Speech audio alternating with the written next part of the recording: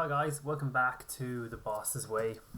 In today's video we're going to be taking a look at a Rocket On deck. This is actually the first ever Rocket On deck that I ever built, and it's Sabrina's Haunter.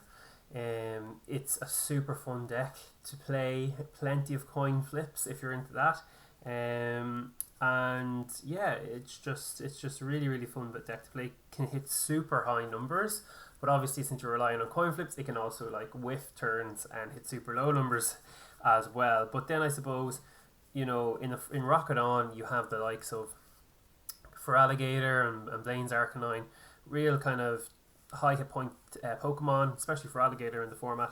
And you know, it's very hard to deal with these Pokemon and to one shot them.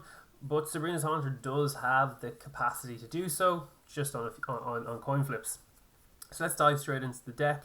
We are going to be playing 4 copies of Sabrina's Ghastly. Now there's more than one copy of Sabrina's Ghastly, one version of it. This is the version that we're going for here, the one with 30 hit points. Just there, with Lick. Flip a coin of heads. The defending Pokemon is now paralyzed for 10. And then Fade Out as well. Return Sabrina's Ghastly and all energy cards attached to it to your hand. And discard all the other cards attached to Sabrina's Ghastly. So again, you can kind of get Escape out of there for 30. To be honest, I've played this deck so many times and I've never once used Fade Out. It's always been Lick to kind of stall, you know, get the paralysis off, do a little bit of damage while we're setting up for the Sabrina's Haunter. So Sabrina's Haunter here has and again, I just love the style of these old school cards, especially for this format Rocket On, where that actually has the gym leader picture here, and I just love the retro style art to all these retro format cards. Really cool. Night Spirits, 30 damage. So it does 30 damage times the amount of Sabrina's Ghastly, Haunter and Sabrina's Gengar on the field. Now, if it was just like that, it'd be super busted. They're all on coin flips. So say for instance, if you had a full bench of 5, be it 3 Sabrina's Ghastly, 2 Sabrina's Haunter, and a Sabrina's Gengar, we'll say. And you can actually have a scenario similar to that, because we're playing Brock's Ninetales, which we'll look at in a second. Then basically you get to flip 5 coins, or roll 5 dice, and depending on the number of heads from that, depends on you times it by 30. So say for instance, if you had 4 of them on the bench, you roll 4 dice or flip 4 coins, and if you get 4 heads, then you're doing 120, which is a crazy number in this format. So we play 4 of Sabrina's Haunter, again 50 hit points, not super high, and the 2 psychic energy costs as well, but still not too hard to get off. We also play 1 copy of Sabrina's Gengar as well. It's kind of strange that the final evolution of a line isn't your main attacker, but it's all about that Night Spirit's attack on the Haunter. But 1 copy of Gengar is pretty good. I mean, 90 hit points kind of buffs us out a wee bit from the 50 of Haunter, and then you know you have your Dark Wave and your Shadow Bind, again kind of stall tactic kind of moves. I mean, 3 for 40 is okayish as well, but yeah, situationally Sabrina's Gengar can be good, but again, the most use I've had for it is just being an extra card on the bench that has Sabrina's in its name, but still not totally useless either. So we have 1 copy of him, and again, absolutely really cool art. We run a 2/2 Brock's Ninetales, Brock's Vulpix. So here's the Brock's Vulpix that we are using here with the Hypnotic Gaze, again because that's a splashable attack. And if the defending Pokemon's now asleep, so again, good stall attack, because again, you know, we're not actually wanting to do much with that Brock's Vulpix. It's just kind of a step 1 on the road to getting out Brock's Ninetales, and then we have Brock's Ninetales next, which is a beautiful card. And again, we're not even going near Will-O-Wisp, or Will-O-the-Wisp for 30. It's all about that Pokemon power, the Shapeshift attack. So essentially, when you have Brock's Ninetales sitting on your bench, you can put literally any other Pokemon on top of it, and it becomes that Pokemon. So say for instance, you have your Brock's Ninetales evolved up through onto the bench. So you have Brock's Ninetales sitting there. You have your Gengar in your hand. You can literally just drop Gengar down onto the Brock's Ninetales, and it reads as Sabrina's Gengar. So that's how you can come to a scenario where you have a full bench of 5 Pokemon with Sabrina's in their name. And because Brock's Ninetales will convert itself into whatever Sabrina's Pokemon you put down on top of it, which is super cool. It's a super cool card, and it works really, really well in this deck. We'll see it in other decks as well, in this format that I'll be showing you later on down the line. But I think this is probably my favourite use of it. But it does work in other decks, like, say, for instance, Dark Weezing too. And we have 2 copies of the Ninetales. Then, of course, we have 3 copies of Cleffa, with its Eek attack. It's super important in this format. Your ideal starter is Cleffa. Shuffle your hand, draw 7. Then it has, of course, the baby rule where if you're attacking it, you have to flip a coin to see if the attack even goes through. So again, it's just fantastic for giving you time to set up your Ghastlies, your Haunters, get your Brocks, Ninetales online, and just get your bench ready so you can start swinging with Night Spirits. And this is the ideal starter. I mean, 4 Cleffa would be fantastic, but the deck's pretty tight on space with trainer cards. And I found 3 to be fine, in fairness. I suppose it could be an argument for getting rid of the Gengar, but then you're losing your damage output. And I think Gengar does actually fit a very specific role in specific situations, where by having a Pokemon that can tank a hit and can also, stall out and do respectable amount of damage with 40 is pretty good. So onto the trainer cards. We have 4 copies of Professor Elm. So Professor Elm, kind of the first ever, and again, I think this is an Italian one I have here, but basically the first type of supporter card where if you play Professor Elm, you can't play any other trainers. So you always make sure you've done all of your trainers before you play your Professor Elm. Okay, sometimes that's not possible. Sometimes, that's the only trainer you have, and you Elm and you get your fresh hand of 7, and there's loads of trainer cards you want to use, but you have to wait until the following turn. But that's just the trade-off, I guess, for having such a great card. And again, in a deck like this where you don't want to be losing any of your pieces, it's fantastic that it lets you refresh your hand, draw 7, but put those cards back in the deck, and you're not actually losing any of the pieces. And then we have Sabrina's ESP, which is a really cool card. And again, I love the idea of, having a Sabrina's Haunter deck and then actually having Sabrina's trainers in the deck as well. It really feels like a proper Sabrina's deck then. And obviously, we have our mat today to kind of sync it all in. So Sabrina's ESP reads, attach Sabrina's ESP to one of your Pokemon with Sabrina in its name. At the end of your turn, discard Sabrina's ESP. If that Pokemon uses an attack that involves flipping coins, Sabrina's ESP lets you reflip those coins once. And if you do reflip all the coins. So again, the idea behind that is you have your Night Spirits, you roll your 3 or 4 dice, maybe 5 dice if you've got things up and running really well, and it's unfavourable. You get maybe all tails or 1 head. Then if you've attached Sabrina's ESP to your Haunter, that lets you re-roll all of them again.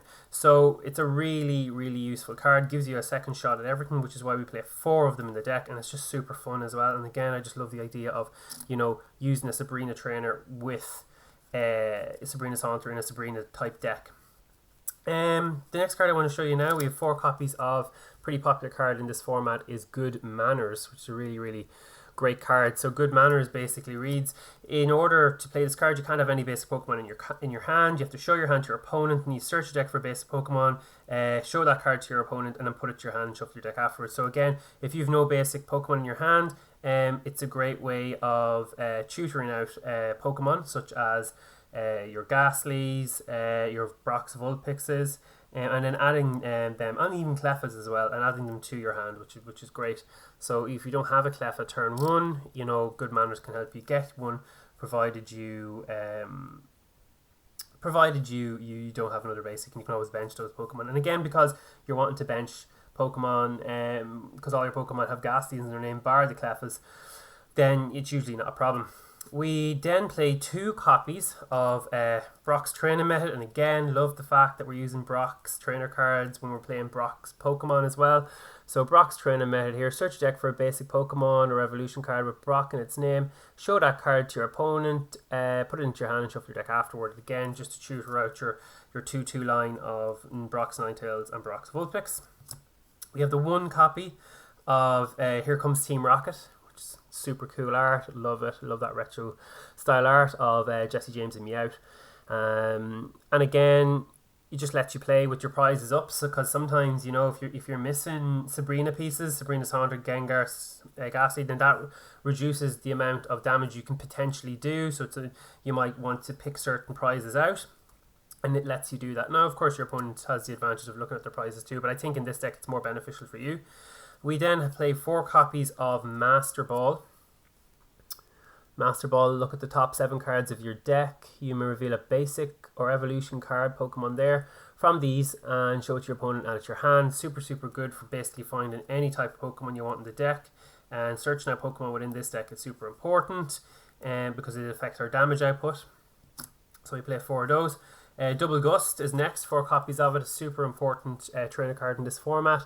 If you have any bench Pokemon, your opponent chooses one of them and switches it with your active. Then, if your opponent has any bench Pokemon, choose one of them and switch it with his or her active Pokemon. So again, it's the new version of Gust of Wind that we don't have in Rocketon anymore.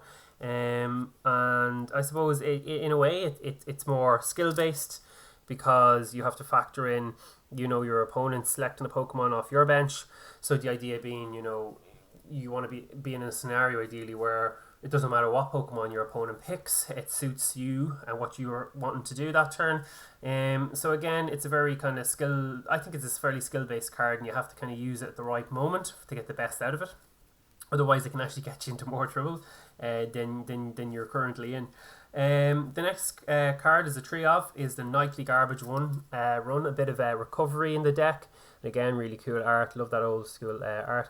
Choose up to 3 basic Pokemon cards, evolution and or basic energies from your discard pile, show them to your opponent and shuffle them into your deck. And again, super good for recovering your Ghastly line. That'll help keep your damage output consistent towards the end of the game. And then we have 4 copies of Focus Band. So again, it's a really, really super useful item in this format. Again, these are French, and so basically how it works is you attach it to your Pokemon, and if that Pokemon is knocked out, or if that Pokemon is to be knocked out, you roll a coin, or roll a dice, or flip a coin, and if heads, they survive that turn, an extra turn, and then with 10 HP left, and then you discard your ban. So essentially, what ban does for you is, you know, gives you an opportunity to live an extra turn longer than what you should have done. And so, you know, ban in combination with Cleffa can be really frustrating, because if they're attacking you with a non-baby, then, well, actually it doesn't matter if it is a baby. If they're attacking you at all, attacking into your Cleffa, they have to roll to see will it even go through. And then if it does go through, then they have to roll. Then there's a second roll as well to see will it even be knocked out, or will ban save it. So it's a super, super useful card. Super useful, obviously, for our Haunters, because the Haunter only has 50 hit points and it's our main attacker of the deck. So really, really, really useful card, and a card that appears a lot in Rocket on decks. So now, our final part of the deck is our energy count. So we play 1, 2, 3, 4, 5, 6, 7, 8, 9, 10, 11, 12, 13, 14 psychic energy in the deck. And again, I suppose, you know, your Haunter takes up 2, so you don't ever want to be stuck for psychic energy. If you're swinging with you know, Gengar, you're talking 2 energy and 3 energy again, so you just don't ever want to be stuck for energy. So that's a good count. So overall, I found this deck to be hugely enjoyable to play. I love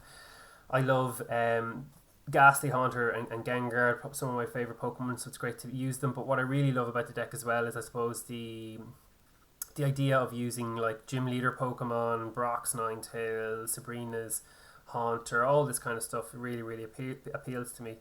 But that's been the deck profile for Sabrina's Haunter. Do let me know what you think of the deck. Is there anything you would change, or perhaps have you tried it yourself?